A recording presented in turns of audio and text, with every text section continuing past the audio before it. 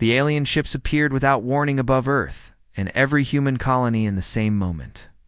300 vessels surrounding the small human fleet near Jupiter and thousands more positioned across 18 star systems that humanity called home. They were massive and sleek with surfaces that seemed to shimmer between silver and gold. The humans had known about the Galactic Council for only 5 years since their first deep space probe had encountered a Council patrol ship. The encounter had been friendly enough, but now this looked like something very different. Admiral Jake Morrison stood on the bridge of the battleship Defiance and watched the display screens showing the alien formation. He was 52 years old, with gray hair and a face marked by too many years in space. His crew sat quietly at their stations and waited for whatever would come next. The tension on the bridge was thick enough to cut with a knife as the saying went back on Earth. The main screen flickered to life, and an alien appeared. It stood at least 8 feet tall, with 4 arms and a body covered in dark blue chitin that looked like armor. Its head was insect-like, with large compound eyes and mandibles that clicked together when it spoke. The translation software built into every human ship converted the clicks and chirps into English. That sounded cold and mechanical. The alien's name was Vrexus, and he was a higher-ranking member of the Galactic Council. He had been chosen to deliver the message to humanity because he had experience in bringing new species into the Council's fold. Over his 300-year career, he had overseen the integration of 12 different civilizations. None of them had refused the Council's generous terms. Vrexus began speaking, and his translator made his words sound formal and rehearsed. He explained that the Galactic Council had ruled the galaxy for 12,000 years and maintained peace among thousands of species. They had watched humanity's rapid expansion into space with great interest. Now it was time for humanity to join the galactic community under the Council's wise guidance and protection. The terms were simple, according to Vrexus. Humanity would disarm most of its military fleet and keep only a small defense force approved by the Council. All human colonies beyond the first 6 star systems would be transferred to Council administration and redistributed to species that needed living space. Human technology development would be supervised by Council experts to ensure humanity didn't create anything dangerous. In exchange, humanity would gain access to Council, trade networks, and protection from hostile forces in the galaxy. Jake listened without interrupting, and his face showed nothing of what he was thinking. Behind him, Lieutenant Amy Shaw worked at her tactical console and quietly analyzed the alien fleet's formation. She was 28 years old and had graduated top of her class at the Fleet Academy. Her fingers moved across the controls. She fed data to the Admiral's command chair. When Vrexus finished explaining the terms, he added that humanity had 6 hours to accept. The Council was being very generous by allowing humans to maintain any independence at all. Most species that reached space were simply absorbed completely into Council administration. Humanity's youth and potential had earned them this special consideration. Jake finally spoke, and his voice was calm and steady. He said he would need to consult with Earth Command before giving an answer. Vrexus seemed pleased by this response and said that was acceptable. The alien's image disappeared from the screen in the bridge. Crew let out a collective breath. They hadn't realized they were holding Commander. Nick Palmer was Jake's second in command, and he was a stocky man of 40, with red hair going gray at the temples. He moved closer to the Admiral's chair and spoke quietly so only Jake could hear. He pointed out that the aliens had them completely outgunned and outnumbered. Every military analyst on Earth had run the calculations when humanity first learned about the Council. The conclusion was always the same. A war with the Council would be suicide. Jake nodded slowly and then asked Amy for a detailed analysis of the alien fleet.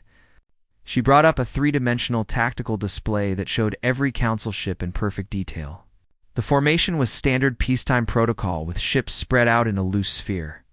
Their weapons were powered down, and their shields were running at minimum strength.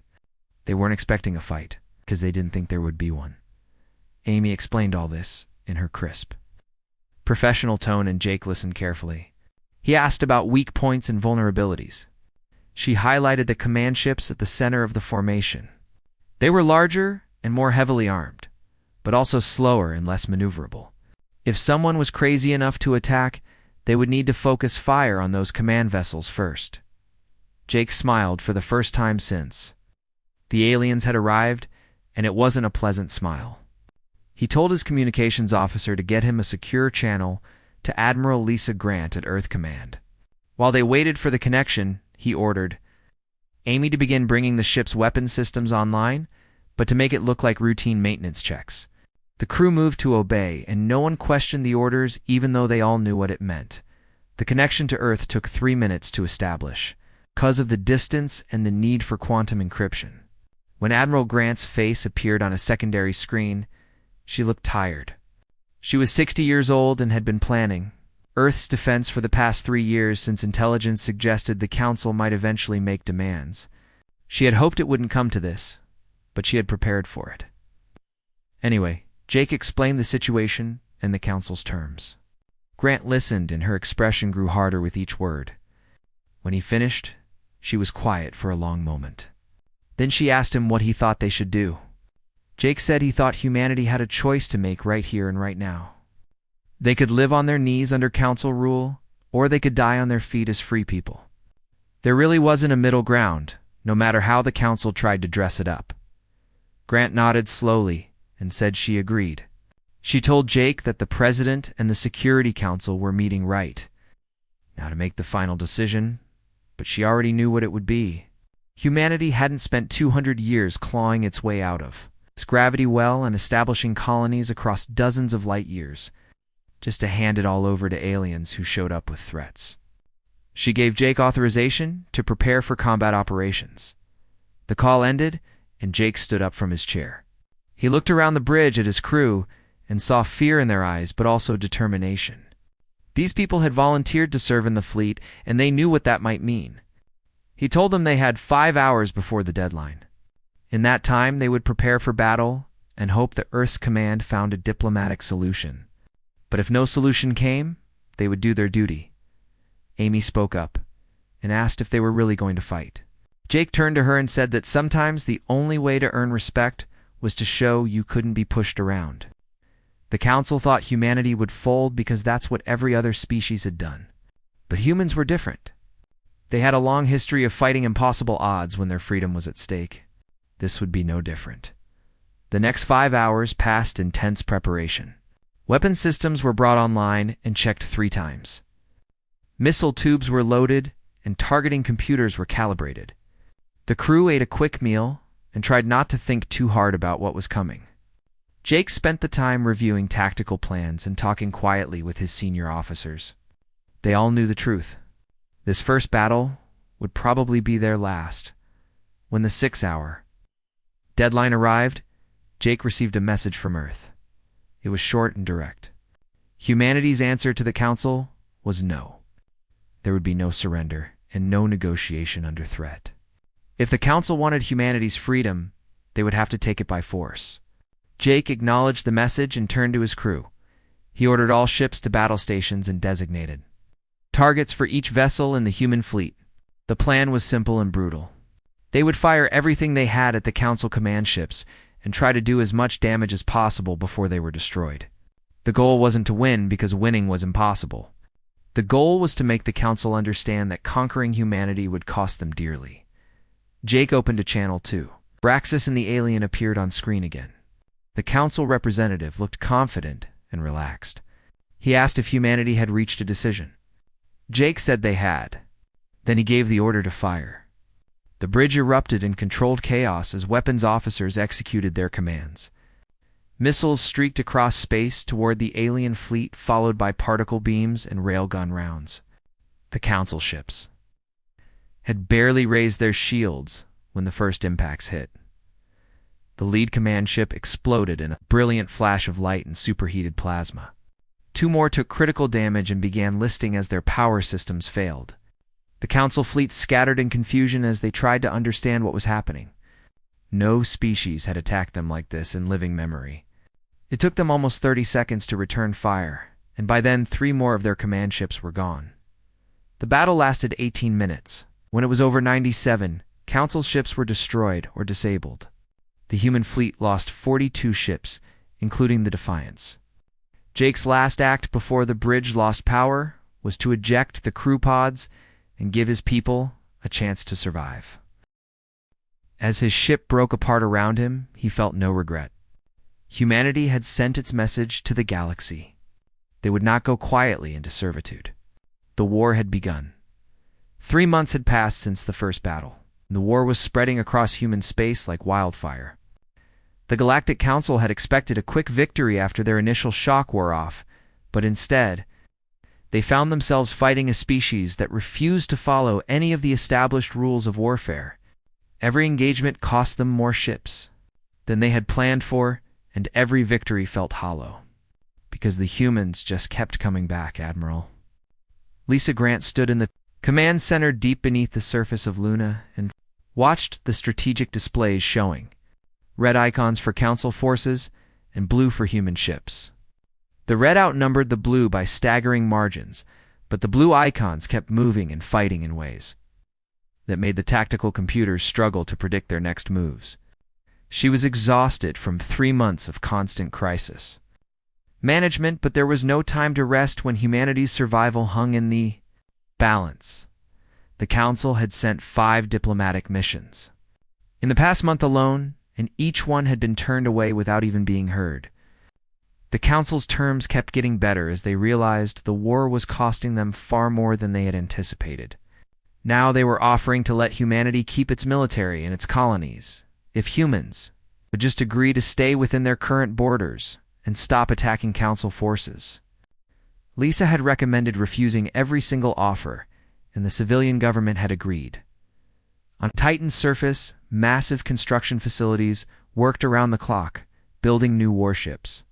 Chief Engineer Helen Brooks supervised the production lines and watched as another batch of vessels rolled out of the automated factories. They were ugly ships with none of the elegant design of Council vessels. Human ships were built like boxers built to take punishment and dish it out in equal measure. Every surface bristled with weapons, and armor plating covered the holes in layers thick enough to stop most energy. Weapons Helen was 45 years old and had spent her entire career designing spacecraft for exploration and trade. Now, she designed only weapons of war. The transition had been difficult at first, but she had come to understand the necessity. Every ship she built was another chance for humanity to survive another day. Her assistant Katie Ross brought her the latest production numbers, and Helen felt a grim satisfaction. 42 new warships this week, and production was still ramping up. Katie asked if Helen had heard about the latest Council peace offer. Helen nodded and said she had heard. Katie wanted to know why humanity kept refusing to negotiate. The terms seemed reasonable now, and every day of continued fighting meant more human deaths. Helen stopped what she was doing and looked at the young woman carefully. She explained that the Council had started this war by demanding humanity surrender its freedom. Now they were surprised that humans were willing to die rather than submit. If humanity negotiated from a position of weakness now, then the Council would just wait a few decades and try again when they thought humans had grown comfortable. The truth was that humanity was paying a terrible price for its defiance. 17 colony worlds had been hit by orbital bombardment, and millions of civilians were dead. The economic blockade had cut off trade routes and caused shortages of essential supplies across human space. Every family had lost someone in the fighting, whether military personnel or civilians caught in the crossfire. But somehow the losses only made humanity more determined to keep fighting. On the Jupiter orbital station called Command Post 7, General Chris Martinez reviewed intelligence reports with his senior staff. Chris was a career military officer who had fought in the Mars Independence War 20 years ago when the Martian colonies had tried to break away from Earth. That conflict had taught him that determination could sometimes overcome superior numbers if you were willing to pay the price.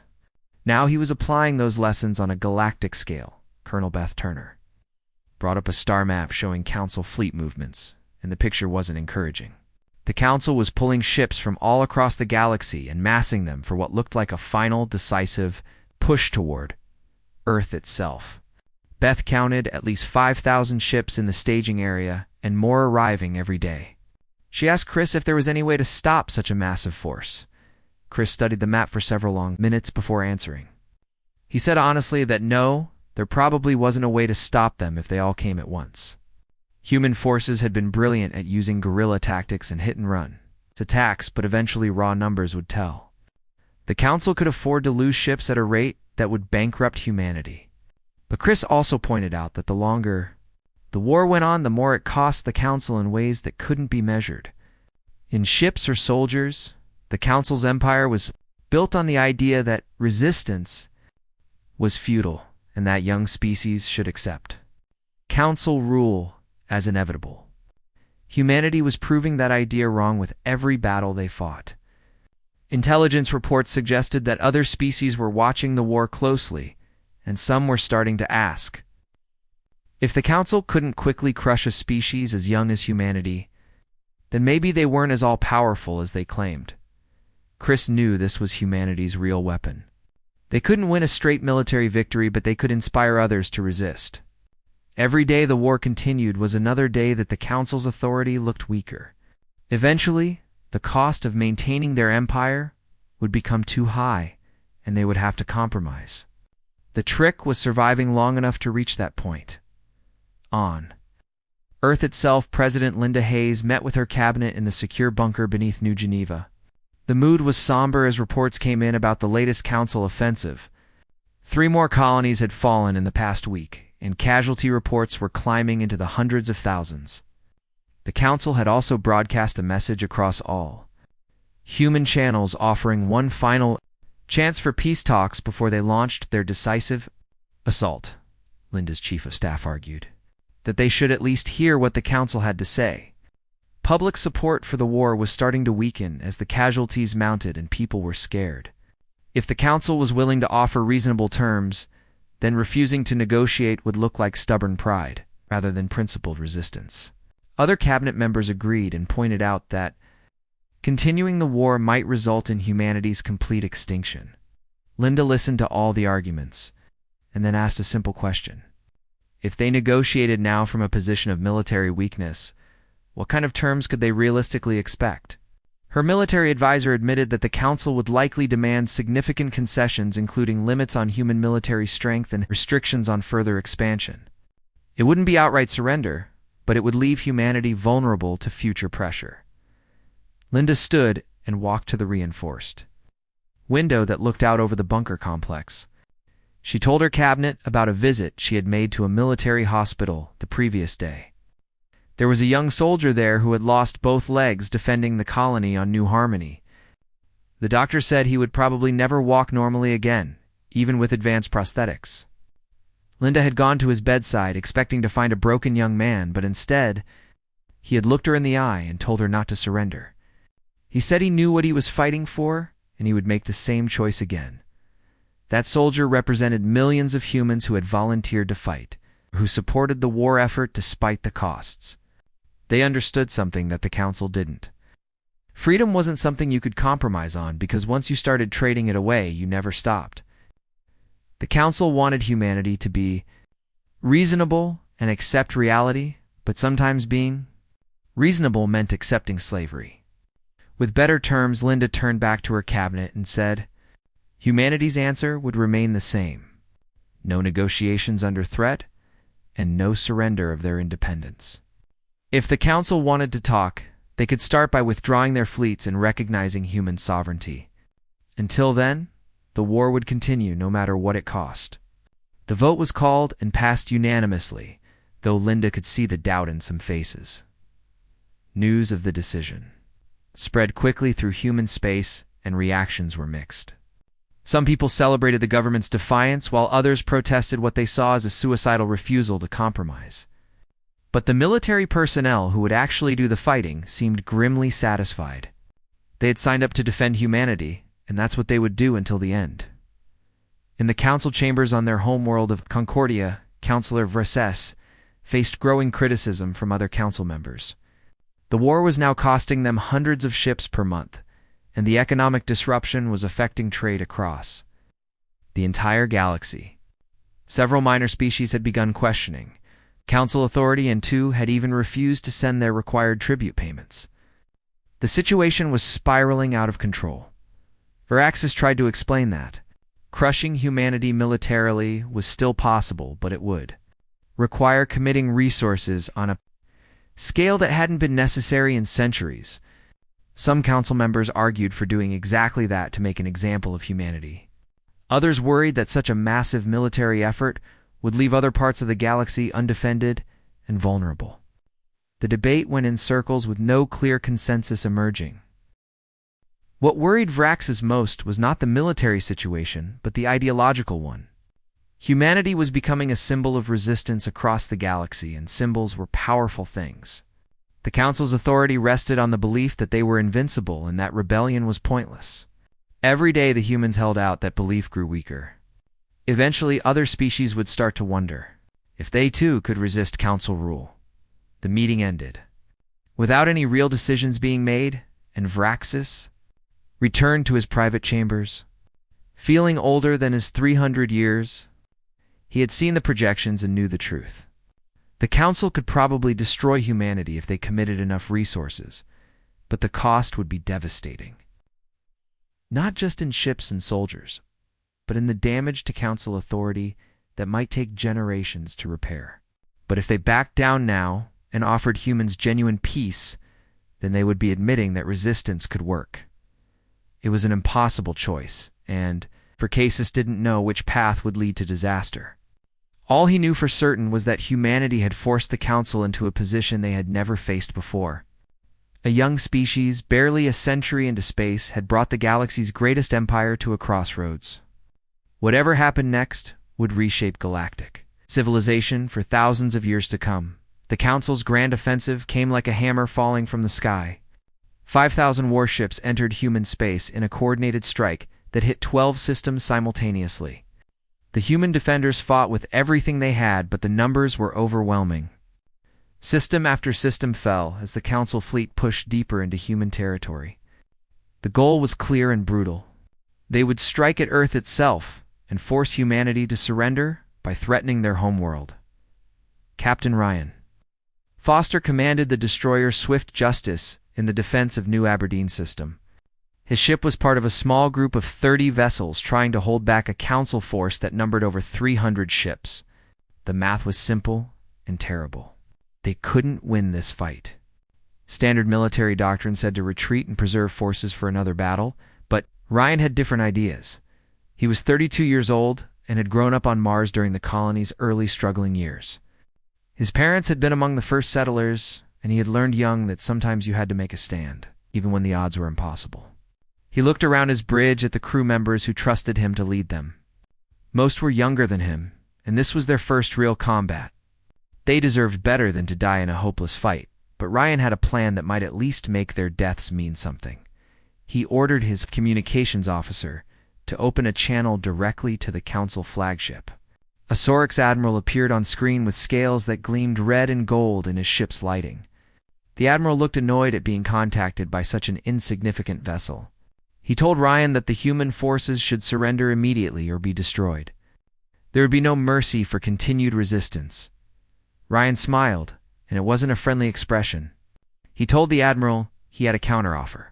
The admiral could withdraw his fleet right now, or Ryan would ram the Swift Justice directly into the flagship's bridge and detonate his ship's fusion core at point-blank range. The explosion would vaporize both ships instantly. The Sorix admiral's expression shifted from annoyance to disbelief.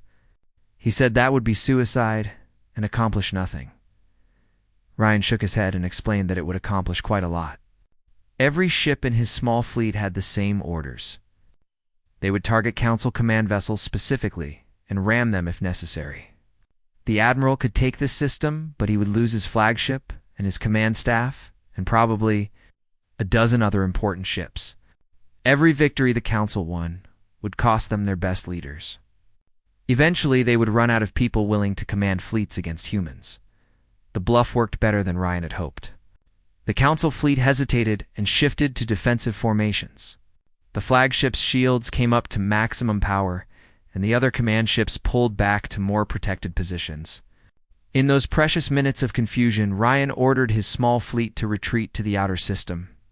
They had bought time, and more importantly, they had shown the Council something new to fear. The battle became a pattern that repeated across human space. Council forces would advance, and human ships would strike at their command structure with reckless abandon. Some human captains really did ram their ships into Council flagships when cornered.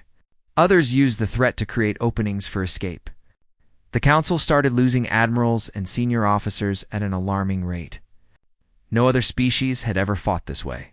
It was considered barbaric and uncivilized, but it was devastatingly effective. Back on Earth, in a secure research facility, Dr. Susan Price was working on something that would change the war completely. She led a team of scientists who had been analyzing captured Council technology for months. The Council's weapons were more advanced than anything humans had built, but Susan and her team had found weaknesses. More importantly, they had found ways to adapt Council technology to human needs. Susan was 53 years old and had spent most of her career in theoretical physics, working on propulsion systems. When the war started, she had volunteered her expertise for weapons research. It went against everything she believed in, but she understood that sometimes survival required compromise. Her team had just completed testing on a new hybrid weapon, a system that combined Council plasma technology with human railgun principles. She presented her findings to a group of military officers, including General Martinez, who had come from Jupiter specifically for this briefing. Susan explained that Council weapons were powerful but predictable. They had been using the same basic designs for thousands of years because they never needed to innovate. When you were always the strongest force in the galaxy, you didn't need to evolve. Humans were different. They had spent their entire history fighting each other and adapting to new threats. The new weapon system fired magnetically accelerated plasma bolts that hit with 60% more force than standard Council weapons. More importantly, the weapons operated on frequencies that Council shields weren't designed to block efficiently. Susan's team had already begun retrofitting human ships with the new systems. Within 2 months, the entire fleet would be equipped with weapons that the Council had never encountered before. General Martinez asked how soon they could deploy these weapons in combat. Susan said the first equipped ships were ready now. Martinez authorized immediate deployment and told Susan her work might have just saved humanity. She didn't feel like a savior, though. She felt like someone who had opened a door that could never be closed. If humans won this war, it would be because they had become better at killing than their enemies. New weapons debuted in the Battle of Frontier Nebula, where Admiral Morrison commanded a rebuilt fleet after surviving his ship's destruction in the first battle. He had spent weeks in a life pod before being rescued, and the experience had only hardened his resolve. His fleet ambushed a Council supply convoy that was carrying weapons and fuel to the forward battle groups. The engagement lasted 12 minutes from first shot to final explosion. The Council ships never had a chance. Their shields failed under the new plasma rail weapons, and their hulls split open like fruit under a knife. Every Council vessel was destroyed, and the human fleet suffered only minor damage. Morrison's tactical officer, Amy Shaw, had survived the first battle alongside him. She reported the results with professional calm, but Morrison could hear the excitement in her voice. This was the first truly one-sided victory humans had won. News of the battle spread through both human and Council space. The psychological impact was enormous. Suddenly, the Council fleet didn't seem invincible anymore. Human forces that had been fighting defensive retreats started launching counterattacks. Council commanders who had been pressing forward aggressively began to hesitate and request reinforcements before engaging. On the mining world of Kepler 442b, a species called the Talvax were watching human broadcasts. Despite Council prohibitions, the Talvax had been incorporated into the Council 3 centuries ago and accepted their position as a subject species without much resistance. They were a peaceful people who valued stability over independence. But now, as they watched humans fight against impossible odds, something was stirring. In their collective consciousness, a Talvax worker named Kren stood in the communal viewing area and watched footage of the Frontier Nebula battle. Around him, other Talvax whispered to each other in voices that grew gradually louder. A Council enforcer named Grex entered the area and ordered everyone to disperse. Viewing unauthorized human transmissions was forbidden and would be punished. Kren surprised himself by stepping forward and refusing to leave. He said they were on their scheduled break period and were entitled to use communication networks. Grex moved closer, and his mechanical armor hummed with barely contained threat. He said the Talvacs were entitled to nothing beyond what the Council permitted. They should remember their place and be grateful for Council protection. Something broke inside Kren in that moment. He asked Grex what they were being protected from. The Council had conquered them and taken their freedom and called it protection. The humans fought with a fraction of the race. RCs the Talvacs had. They fought knowing they would probably lose. They fought because they believed freedom was worth dying for. What did the Talvacs believe in? What was their comfortable slavery worth? Grex raised his weapon, but before he could fire, the other Talvacs workers moved forward and surrounded Kren. There were dozens of them, and only one enforcer. Grex retreated slowly and called for backup, but the message had been sent. The Talvacs were starting to question their place in the Galactic Order. Similar scenes were playing out on other Council worlds as minor. Species watched humanity's defiance and wondered why they had accepted servitude so easily. In the Council chambers on Concordia, Varaxis watched reports flowing in from across the Empire and felt something close to panic. The military situation had stabilized somewhat now that commanders were being more cautious, but the political situation was deteriorating rapidly. 3 minor species had formally requested negotiations about their status within the Council. 2 others had simply stopped responding to Council directives. The Talvacs were organizing protests and work stoppages across their worlds, the Council had ruled. For 12,000 years, through a combination of military might and the universal belief that resistance was futile, humanity had shattered that belief in less than a year. Now, the Empire was starting to crack under pressure from within. Varaxis knew with terrible certainty that defeating humanity militarily would no longer be enough. Even if they destroyed every human ship and bombed Earth into rubble, the damage was done. The galaxy had seen that the Council could be resisted. That knowledge would spread like a virus until the entire Imperial structure collapsed. He called an emergency session of the full Council and laid out the situation with brutal honesty. They could continue the war and probably win at enormous cost. But winning would leave them ruling over an empire filled with species that no longer feared them. The alternative was to negotiate with humanity from a position that acknowledged them as equals rather than subjects. It would mean fundamentally changing how the Council operated and sharing power in ways they never had before. The debate that followed went on for hours, with Council members shouting at each other in a dozen different languages. Finally, the Valorian representative called for silence and spoke with the wisdom of her species' long history. She said the Council faced a choice between maintaining pride or maintaining power. They could crush humanity and lose everything slowly as their empire crumbled. Or they could adapt and evolve and perhaps create something better than what they had before. The vote was far from unanimous, but eventually a majority agreed. The Council would offer humanity genuine peace negotiations with no preconditions, not as subjects petitioning for mercy, but as an independent power worthy of respect. It was the most difficult decision the Council had made in thousands of years, and the outcome would reshape the galaxy. Forever, the peace negotiations were scheduled to take place on a neutral station orbiting a dead star. Halfway between human and Council space, Admiral Jake Morrison would lead the human delegation with President Linda Hayes participating through secure holographic connection. Jake had been promoted after his actions in the first battle and given command of Earth's entire military diplomatic corps. He was the obvious choice because he had fired the first shots of the war, and everyone agreed he should be there when it ended. The journey to the neutral station took 5 days, and Jake spent most of that time reviewing intelligence, reports, and strategic assessments.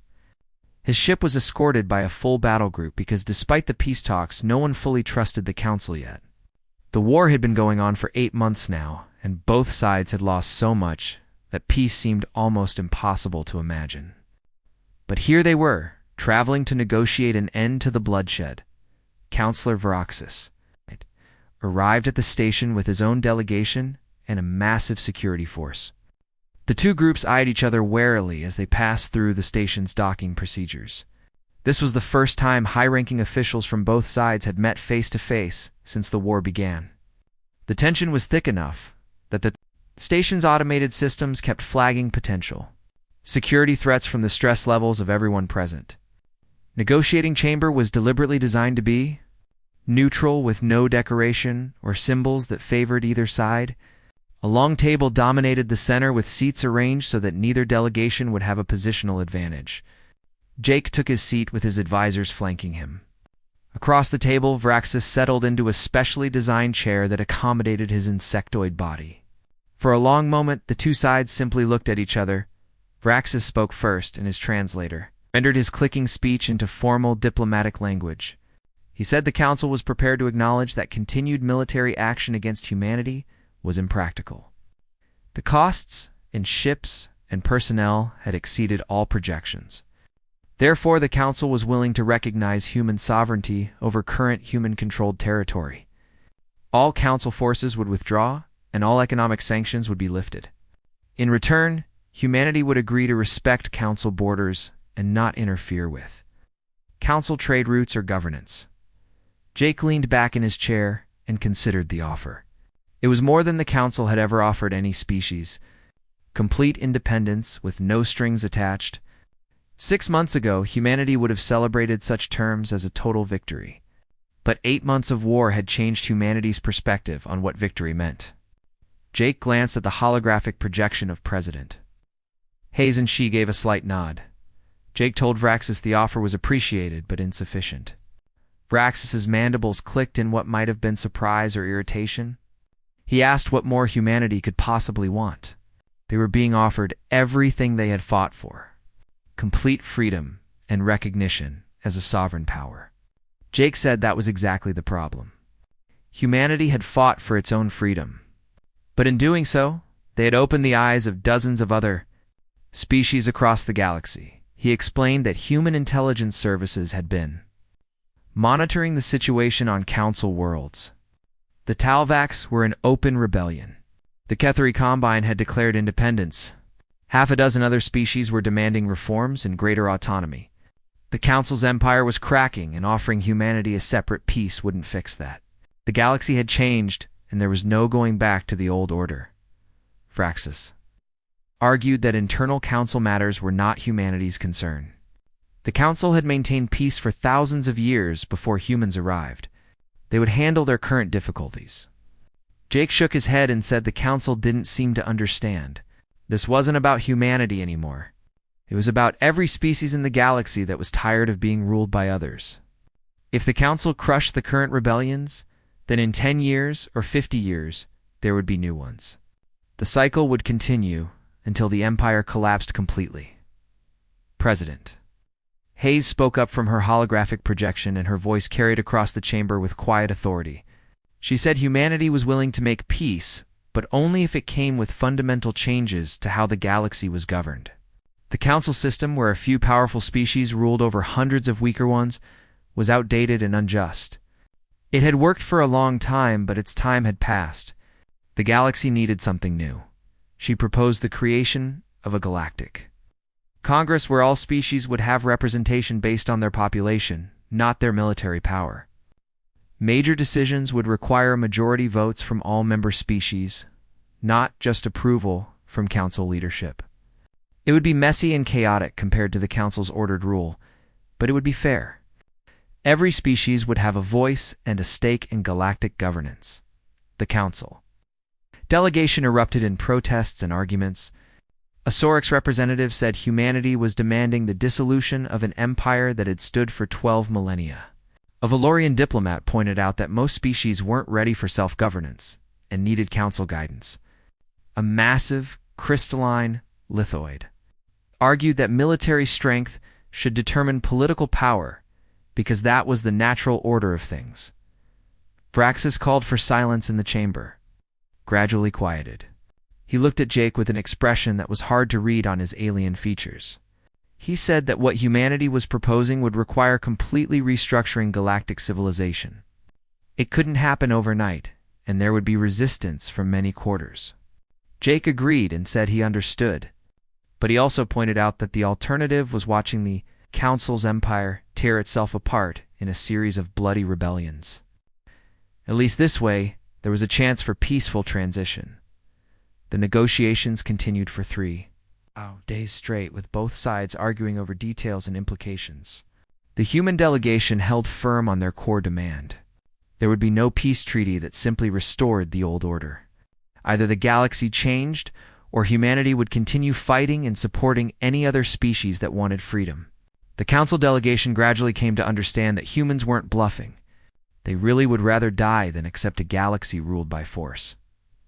On the 4th day, Axis called for a private meeting with just himself and Jake present. The two of them sat across from each other without advisors or translators beyond the basic equipment needed for communication. Raxus admitted that he had underestimated humanity from the very beginning. He had thought they were just another young species that would submit to the inevitable. He had been wrong about that, and wrong about many other things. Jake asked Vraxis what he thought would happen if the council rejected humanity's proposal. The old counselor was quiet for a long time before answering. He said honestly that the council would probably continue fighting and eventually crush humanity through sheer weight of numbers. But it would cost them everything that mattered. The empire would fracture and the council's authority would be gone. Within a generation, the galaxy would descend into chaos as hundreds of species fought for dominance. He said that humanity had done something remarkable and terrible. They had shown the galaxy that the strong could be defied and that empires could fall. That knowledge, once released, could never be contained. The council faced a choice between adapting or dying. Vraxis had spent his entire 300-year life serving the council and maintaining its power. Now he was being asked to help dismantle everything he had built. It was the hardest thing he had ever done, but he could see no other path forward. Jake felt an unexpected sympathy for the alien across from him. Varaxis had been doing what he thought was right by maintaining order and stability. He hadn't been evil, just convinced that the council's way was the only way. Now reality was forcing him to change, and that was never easy regardless of species. Jake told Vraxis that humanity didn't want to destroy the council. They just wanted to transform it into something better. Something that served all species rather than ruling over them. The two of them talked for hours about what the new galactic order might look like. It wouldn't be perfect, and there would be problems that no one had anticipated. Democracy was messy and inefficient compared to authoritarian rule. But it was also more stable in the long run because people supported governments they had a voice in. The council could be part of this new system as experienced advisors and peacekeepers. They just couldn't be dictators anymore. When they returned to the main negotiations, Varaxis announced that the council was prepared to accept humanity's proposal in principle. The details would take years to work out, and implementation would be gradual.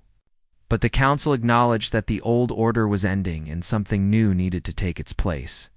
There were gasps and protests from some council delegates, but Vraxis overruled them. He had the authority to make this decision, and he was making it. President Hayes appeared in holographic form and formally accepted on behalf of humanity. She said this was the beginning of a new era for the galaxy. It wouldn't be easy, and there would be setbacks and conflicts along the way. But for the first time in galactic history, the weak would have a voice, and the strong would have to listen. That was worth fighting for, and worth the terrible price humanity had paid. The preliminary peace treaty was signed. 2 days later, with both sides agreeing to an immediate ceasefire.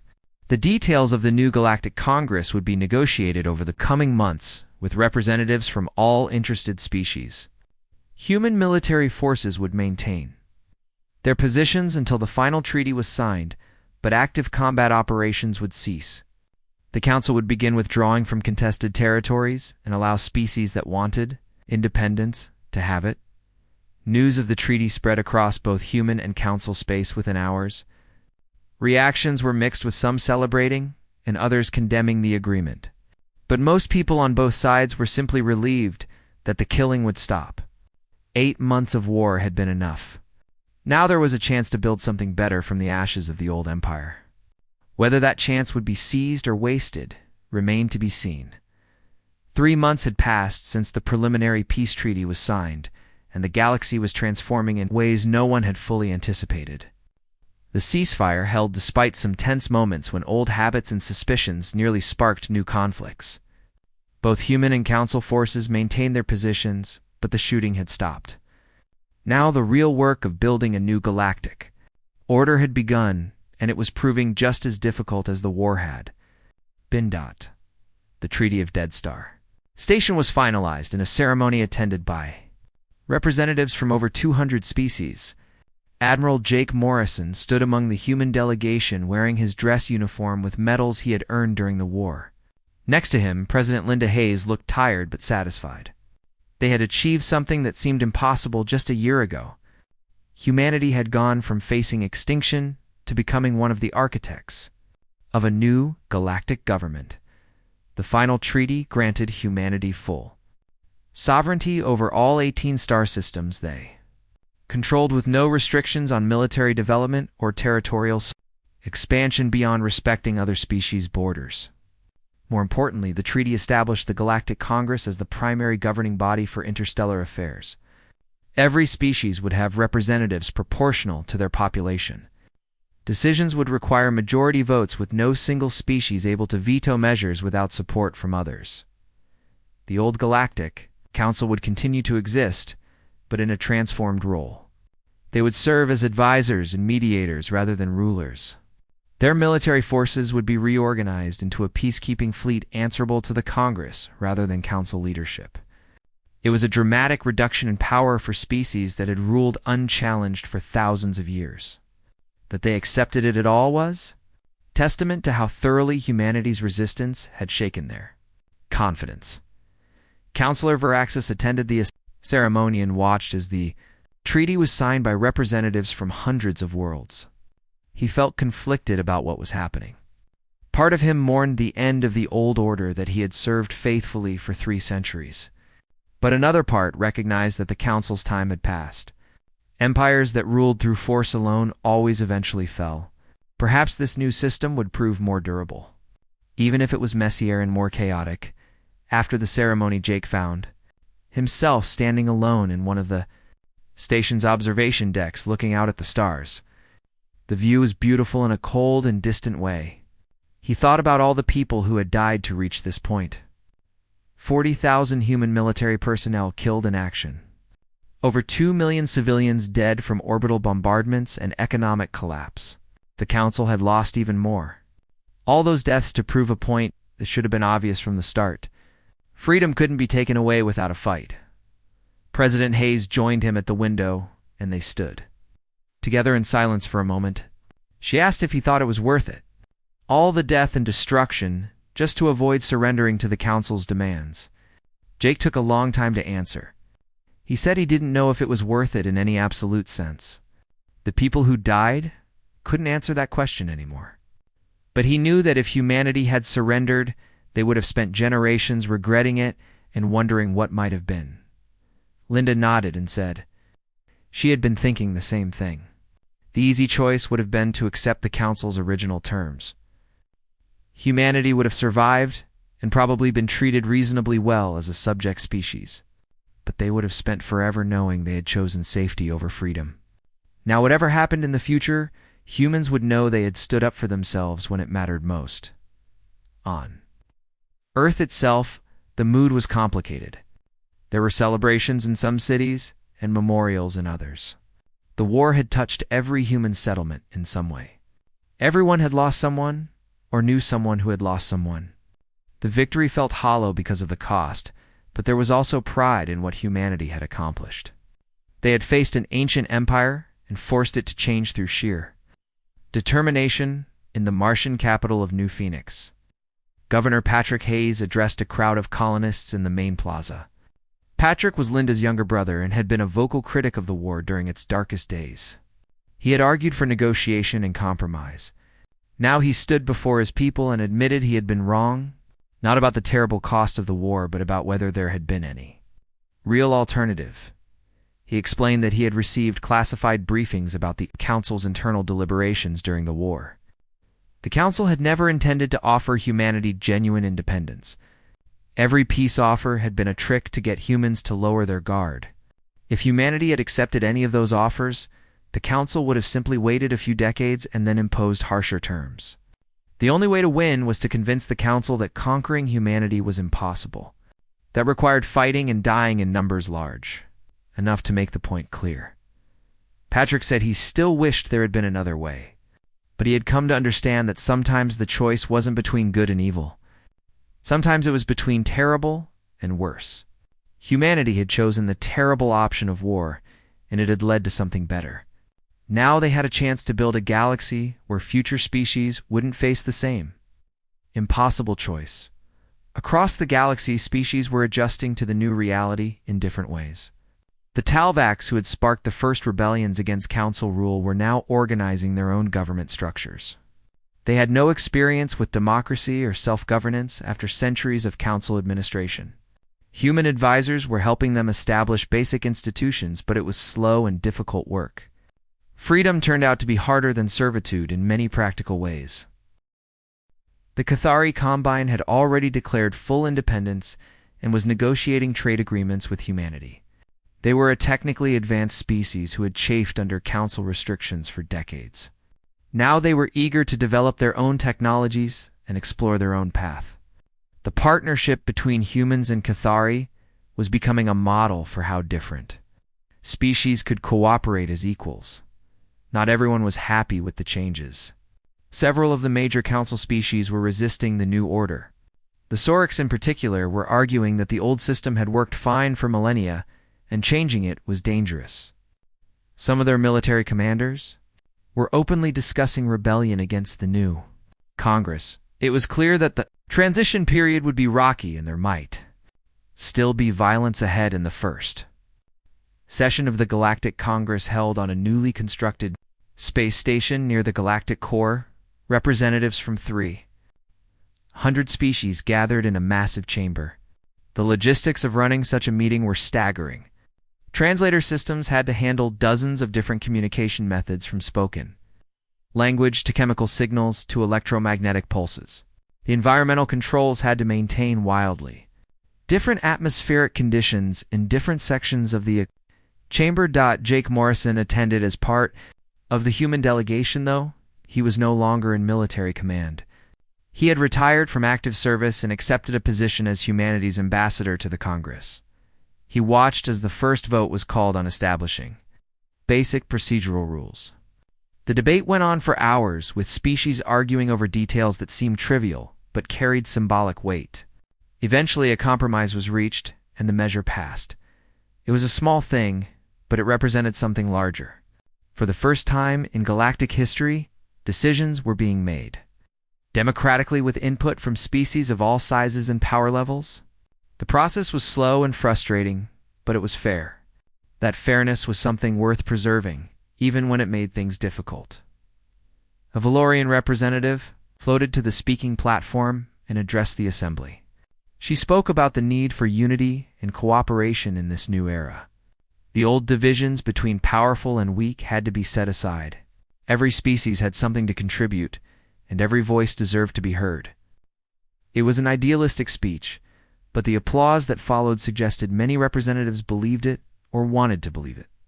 Later that day, Jake met with Varaxis in a private room away from the main chamber. The old counselor looked tired, and Jake wondered how much longer he would continue serving. Varaxis said he was planning to retire soon. He had seen enough change for one lifetime, but before he left, he wanted to tell Jake something important. Varaxis said that humanity had done more than win a war. They had challenged the fundamental assumptions that had governed galactic civilization for thousands of years. The idea that might made right and that the strong should rule the weak had seemed like natural law. Humanity had proven it was just a choice, and that different choices were possible. That was a gift to the galaxy, even if many species didn't recognize it yet. Jake thanked him and said he hoped the gift wouldn't be wasted. Varaxis laughed in his clicking way and said that was up to everyone now. The future was unwritten, and species across the galaxy would determine what came next through their choices and actions. Humanity had opened a door, but others would have to walk through it. On Earth, in the memorial garden dedicated to the war's fallen, Admiral Lisa Grant stood before the wall of names. She had survived the war and overseen the final demobilization of human military forces. Now she came here often to remember the people who hadn't survived. Her hand traced over names of officers she had known and soldiers she had never met. Each name represented a person who had believed freedom was worth dying for. A young family was visiting the memorial, and the parents were explaining to their daughter what the war had been about. The girl couldn't have been more than 6 years old. She asked why people had to die just because they didn't want to follow rules. Her father knelt down and tried to explain that sometimes rules were unfair, and following them meant giving up everything that made life worth living. Lisa listened and thought about how future generations would remember this time. Would they see it as a necessary war fought for the right reasons, or as a tragic waste of life? The answer probably depended on what happened next. If the new galactic order succeeded and brought genuine freedom and prosperity, then the sacrifices would seem worthwhile. If it failed, and the galaxy descended into chaos, then people would wonder why humanity hadn't. I just accepted the Council's rule. She hoped for the former, but knew the latter was possible. Democracy was hard, and maintaining it required constant effort. But it was still better than the alternative. She had seen what life was like under the Council's rule. The minor species had been prosperous enough, but they had no real freedom or agency. They existed at the pleasure of their rulers. That wasn't a life worth living, no matter how comfortable it was. The sun was setting over the memorial garden, and Lisa prepared to leave. She took one last look at the wall of names and silently promised them that their deaths had meant something. Humanity would make sure the new galaxy they had died to create was worth the sacrifice. It was the least the living could do for the fallen. The galaxy had begged humanity to accept peace on the Council's terms. Humans had refused and chosen war instead. It had been a terrible choice with terrible consequences. But it had also been the right choice, because some things were worth fighting for no matter the cost. Freedom was one of those things. Now the entire galaxy would benefit from humanity's stubborn refusal to kneel.